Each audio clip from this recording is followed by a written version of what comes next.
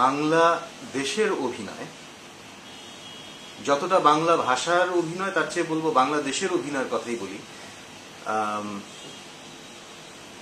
তরুণদের মধ্যে যে অভিনয় আপনি দেখছেন সেটা দেখে আপনার ইতিবাচক দিক এবং নেতিবাচক দিক দুটোই তো আছে। কিছু আপনি কিভাবে মূল্যায়ন করেন আজকের তরুণ প্রজন্মের অভিনয় দেখলে? আমাকে তারা একটু আমাদের শুরুর সময়ের কথা বলতে হয়, যখন আমরা সূচনা করেছিলাম। আমরা যখন সূচনা করেছিলাম সদ্য স্বাধীন বাংলাদেশে 72-73 সালে, 73 সালের 3রা ফেব্রুয়ারি থেকে নাটকের নিয়মিত মঞ্চায়ন দর্শনের বিনিময়ে বাংলাদেশের সময়। আমি খুবই সৌভাগ্যবান যে সেই নাটকটির পরিচালক আমি ছিলাম। তখন নাটকটির নাম কি? বাকি ইতিহাস, বাদল সরকারের লেখা নাগরিক নাট্য সম্প্রদায়ের প্রথম নিয়মিত মঞ্চায়িত নাটক দর্শনের বিনিময়ে ব্রিটিশ কাউন্সিল দিয়ে শুরু করে মহিলা সমিতিতে আসি। তখন একটা প্যাশন ছিল নাটকের প্রতি। এখন সেই প্যাশনটা যাদের আছে তারা তো নাটক করেই যাচ্ছে, তার সঙ্গে প্রফেশন জিনিসটা এসছে, পেশা। অনেকেই নাটককে পেশা হিসেবে গ্রহণ করছেন। তো এই যে পেশা হিসেবে গ্রহণ করছেন কিসের উপরে নির্ভর করে? আমাদের বিভিন্ন টেলিভিশন চ্যানেলের যে ডিমান্ড আছে সেই ডিমান্ডের উপরে চাহিদাকে পূরণ করার জন্যই তারা অভিনয়ে এত চান্স পাচ্ছেন।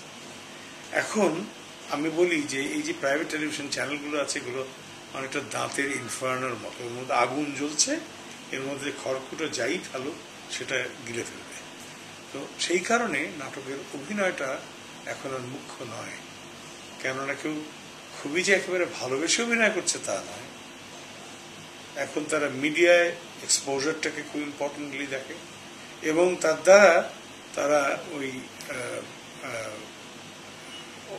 যে প্যাশন জিনিসটি যে আছে আমি বলেছি টুয়ার্ডস অ্যান আর্ট ফর্ম, সেটা আস্তে আস্তে কমে যাচ্ছে। এখন বেশি এসে গেছে প্রফেশনাল অ্যাটিটিউড। কিন্তু একটি প্যাশনেটলি একটি প্রফেশনকে যদি পারসু করতে হয় তাহলে যে ধরনের প্রশিক্ষণের প্রয়োজন, অনুশীলনের প্রয়োজন, চিন্তার প্রয়োজন, ভাবনার প্রয়োজন, তা কিন্তু হচ্ছে না। কেননা একটা স্ক্রিপ্ট আমি দেখেছি, আমি আজকে খুব কম করি টেলিভিশনে এই কারণেই, একটা স্ক্রিপ্ট দিয়ে বলা হলো কালকে 3টে থেকে শুটিং। আমি ভাববারও সময় পেলাম না যে আমার চরিত্রটা কি, আমাকে কি করতে হবে, আমি আমার ট্রেডসগুলো কি হবে, আমার ইমোশন কি হবে, আমার সহ অভিনেতা বা অভিনেত্রীর সঙ্গে আমার কিভাবে আমি অভিনয় করব, কোনো কিছু নেই। চিন্তা করার কোনো অবকাশ পাওয়া যাচ্ছে না। It is like more like factory produced garbage. It is not really an art form anymore. এইটি দুঃখ হয় টেলিভিশন নাটক দেখে। মঞ্চে অন দ্য কন্ট্রারি এদের মধ্যেই অনেকে আছেন যারা নাকি ডেডিকেটেড অভিনেতা হিসেবে ওখানে কাজ করছেন। মঞ্চেতে 1 পয়সাও পাওয়া যায় না, পকেট থেকে পয়সা দিয়ে রিহার্সালে যেতে হয়। আমার মঞ্চায়নের দিন পকেট থেকে পয়সা দিয়ে হলে যেতে হয়। সেইখানে যখন যায় তারা সত্যি ভালোবেসে অভিনয় করতে চায়, সেইখান থেকে তারা আহরণ করে, বিতরণ করে টেলিভিশনে। মঞ্চের দর্শক তো সীমিত, ঢাকায় কিছু মঞ্চ আছে, দেশের বাইরে বিভিন্ন জায়গায় সীমিত সংখ্যক, কিন্তু মঞ্চের দর্শক যদি তুলনা করি টিভির দর্শকের সাথে সংখ্যার দিক থেকে তো অনেক সীমিত, কিন্তু বিশ্বের সব জায়গায়। তো আপনি যেই প্যাশনের কথা বললেন সেটির প্রয়োগ যেহেতু বেশি সংখ্যক দর্শক দেখতে পাচ্ছেন না টিভিতে, তাহলে দর্শকরা বঞ্চিত হচ্ছেন, অভিনেতারা তো বঞ্চিত হচ্ছেনই, দর্শকরাও বঞ্চিত হচ্ছেন। এবং দর্শকরাও, আমি এই সম্বন্ধে অনেক লেখালেখিও করেছি, আজকাল আমার মনে হয় দর্শকরা টেলিভিশন দেখেন না, তারা টেলিভিশনের দিকে চেয়ে থাকেন। সামনে দিয়ে ইমেজেস গুলো সরে সরে যায়, আমি চেয়ে আছি, কোনো কিছু এখানে রেজিস্টার করছে না। তো এরকম একটি পরিস্থিতিতে যাক দিই, সেটাই দর্শক দিলে। এবং স্ক্রিপ্টে গভীরতার দিকটাও খুব নেই, গভীরতা বলতে কোনো কিছুই নেই। একটা দুটো স্ক্রিপ্ট যে এক্সেপশন হয় না তা নয়। Most of the scripts are absolutely, I must say, absolutely useless. এখন যেহেতু অভিনেতায় অভিনয় ক্ষেত্রে বাংলাদেশে আপনি একজন শ্রদ্ধেয়, একজন অনুকরণযোগ্য অনুকরণযোগ্য কিনা জানি না, একটু বাড়িয়ে বলতেন। আমি অন্তত তাই মনে করি ব্যক্তিগতভাবে।